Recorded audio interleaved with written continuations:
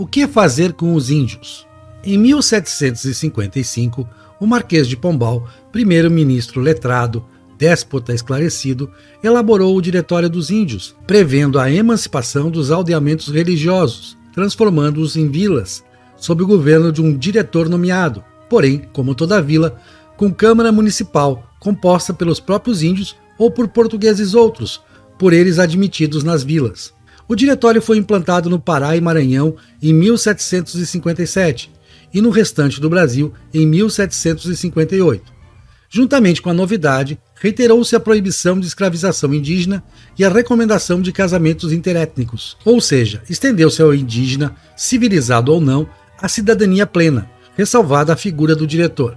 Em 1798, o diretório foi revogado, mantida, porém, a condição dos nativos como vassalos livres e iguais em deveres a todos os portugueses. A historiografia nacional fosse defensora ou detratora dos índios, podendo-se destacar Van Hagen como expoente da segunda corrente, Capistrano de Abreu como da primeira, lamentou tais novidades legais do século XVIII, reforçando a velha visão de Nóbrega e de seus colegas jesuítas do índio como uma criança, incapaz de se autogovernar e responder por seus atos em uma sociedade complexa. Em 1808, a legislação sofreu nova modificação. Por pressão dos brasileiros, Dom João VI reeditou a Guerra Justa. Os índios capturados em expedições punitivas poderiam ser mantidos escravos sob o eufemismo administrados. O Império Brasileiro, uma vez estabelecido, adotou o discurso indianista. Teve seu ápice em José de Alencar na literatura e, antes, no deputado e ministro Francisco Gomes Brandão, que se rebatizou Francisco G. Acaiaba Montezuma, o último sobrenome em homenagem ao famoso imperador azteca.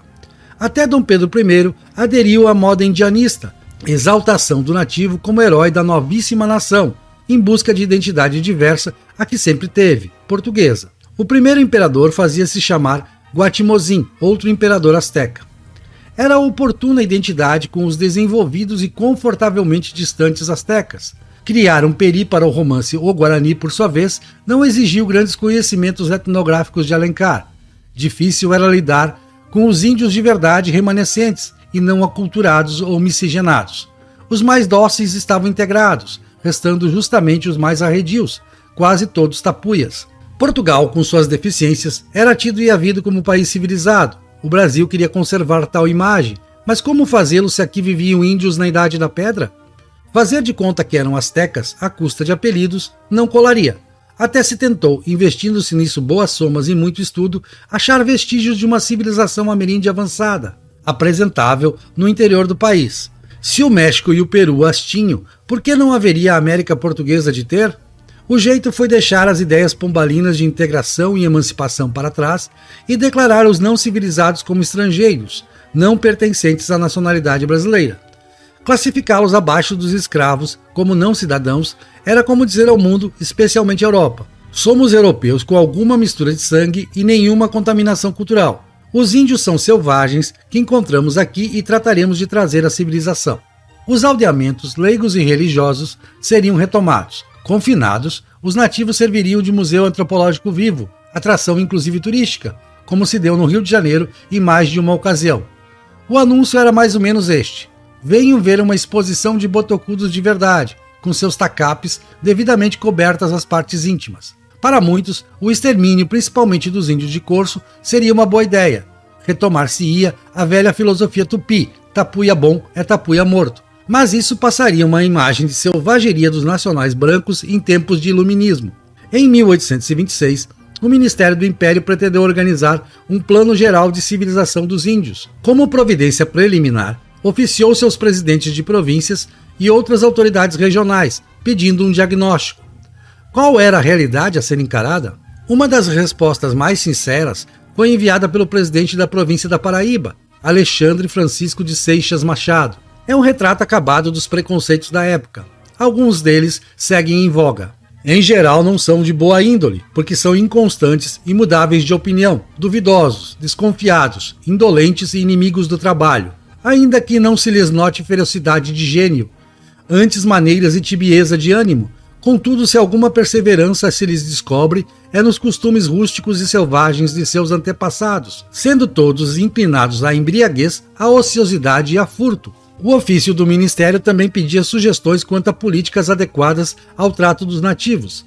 Seixas Machado, resignado, propôs: parece que não resta outra providência senão fazê-los entrar na massa comum de todos os habitantes. E não já estavam? A massa comum da Paraíba de 1826 comporia um quadro em muito diverso do pintado para descrever os índios? Diga-se em favor do presidente da província que sua sugestão acabou acatada pelos fatos sucedâneos, pois restam pouquíssimos índios identificados como tais na Paraíba do século XXI. Mesmo esses, desconfia-se, sejam mestiços e, tem-se certeza, vivem como os demais paraibanos, comungando da cultura da massa comum. O mineiro José Carlos Mairinque da Silva Ferrão, tido como mais esclarecido, presidia a província de Pernambuco. Para ele, a política pombalina de emancipação era correta, porém seus resultados não eram satisfatórios devido à má gestão dos diretores de índios. Os então recentes movimentos políticos republicanos na província tinham corrompido os nativos a fim de realizarem furtos e assassinatos, crimes que se acostumaram a cometer. Em compensação, estavam os índios perfeitamente incorporados à sociedade local, majoritariamente mestiça.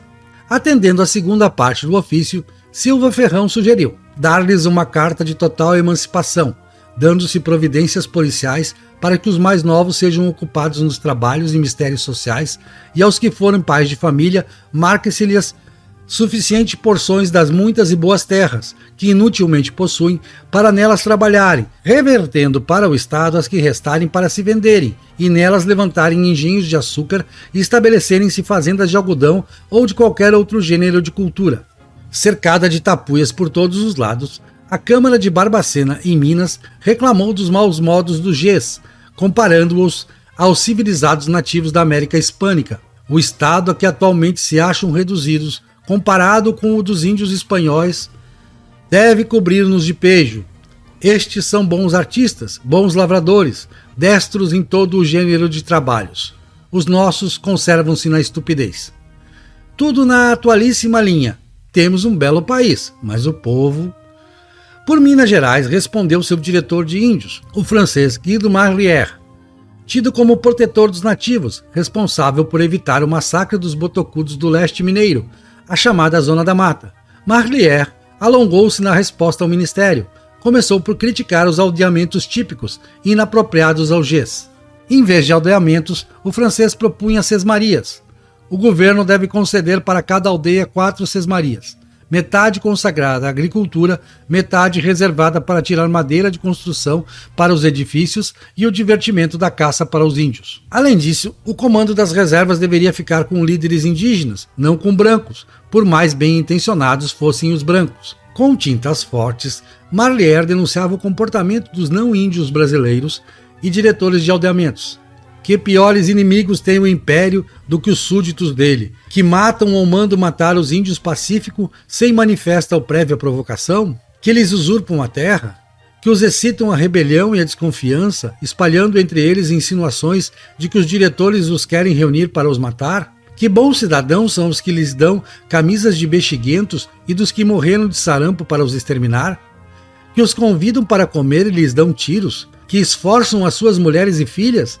Que os fazem trabalhar e lhes pagam com pancadas? Apesar de terem encarregado Marlière do relatório, o presidente da província de Minas Gerais não deixou de dar seu pitaco em outra direção. Permita-me, Vossa Excelência, refletir que de tigres só nascem tigres, de leões, leões se geram, e dos cruéis botocudos que devoram e bebem o sangue humano, só pode resultar prole semelhante. A opinião da autoridade máxima de Minas Gerais equivale ao atual pau que nasce torto morre torto, pensamento obscurantista que, infelizmente, segue universal, não é característico dos brasileiros, pelo contrário, bastante tolerantes comparativamente. O bispo de Mariana igualmente foi chamado a dar palpite sobre a situação dos índios mineiros, estado em que se tratava a mais intensa disputa por território da época. De início, referindo-se aos botocudos, relativizou: não me atrevo a decidir se esse gênio mau e inclinações bárbaras são mais filhas das atrocidades que a gente civilizada e nascida no grêmio da igreja obrou com eles ou naturais a esses mesmos indígenas.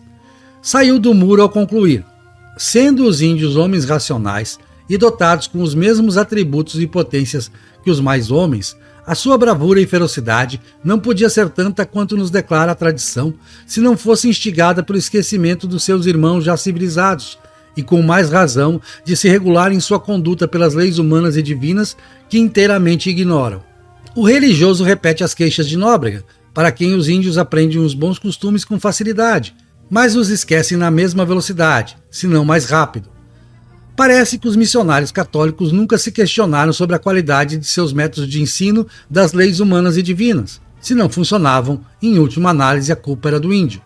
Por fim, o bispo de Mariana sugeria, alternativamente à fracassada política de aldeamentos, a adoção de bebês indígenas por famílias brasileiras, prática que testemunhara funcionar a contento. Só não associou tal sucesso ao fato óbvio de que, se funcionava assim, o problema não estava no sangue. O governo de São Paulo primava pelo pragmatismo e aproveitou para sugerir a adoção nacional de antiga tradição paulista, organizar expedições de apresamento. Resolvia-se dois problemas de uma vez só. Civilizavam-se os indígenas com o cativeiro, temporário para não caracterizar a escravidão, e acabava-se com a falta de braços para a agricultura. De quebra, combatia-se por concorrência o nefando tráfico negreiro. Teve muito abolicionista aplaudindo a sugestão, por sinal colocada em prática pelo governo provincial enquanto não se decidia o que fazer no país todo. Nas palavras de Joaquim Floriano de Toledo, secretário do governo de São Paulo, tal medida visava corrigir os erros cometidos pelos primeiros povoadores, que tanto influíram para a diminuição daquela raça indigna, que, sendo civilizada, nos pode subministrar milhares de braços à agricultura e suprir em parte a necessidade e total abandono a que a mesma será reduzida, abolido o comércio dos escravos da costa de África. Em se tratando de paulistas, raça indigna é... Bem, etnia é cultura, não é genótipo, vá lá. O argumento de Toledo, de ilustre família paulistana, era o de Padre Vieira ao contrário. Talvez por sua sugestão não ter sido adotada em todo o território nacional, a abolição da escravatura afrodescendente tenha demorado tanto no Brasil, pode-se deduzir com uma carga de ironia.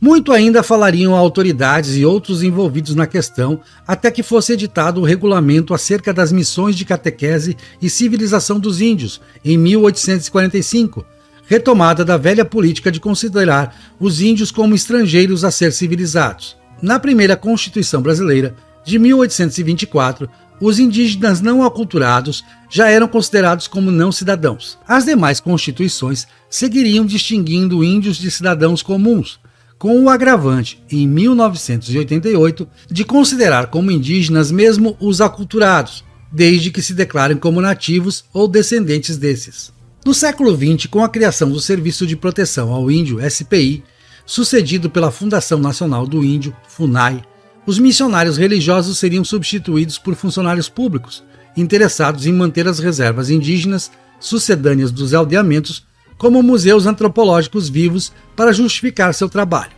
O ideal seria voltar à Lei de 1798, tratando com igualdade plena de direitos e deveres todos os brasileiros e brasilianos. Como isso não se cogitou e não se cogita, seguem os conflitos entre índios, bravios ou aculturados, e brasileiros. Protege-se o indígena, mas não se protege as eventuais vítimas de sua ação, muitas das quais acabam fazendo justiça com as próprias mãos. O caso dos botocudos de Minas Gerais, tão citado aqui, é emblemático. Uma estatística de 79 bandeiras e expedições de contato, realizada entre 1755 e 1804, dá conta de 85 episódios de confrontação violenta, dos quais 90% foram de iniciativa indígena. As vítimas dos índios, em 73% dos casos, foram pequenos poceiros, agricultores pobres sem direito nenhum, nem de participar do debate sobre o que fazer com os índios. Ainda sobre aldeamentos, registre-se o pensamento do escritor José Vieira Couto de Magalhães, sucessivamente presidente de 4 províncias diversas na segunda metade do século XIX. Cada tribo que nós aldeamos é uma tribo que degradamos, que por fim destruímos, com as melhores intenções, e gastamos nisso o nosso dinheiro. Notas.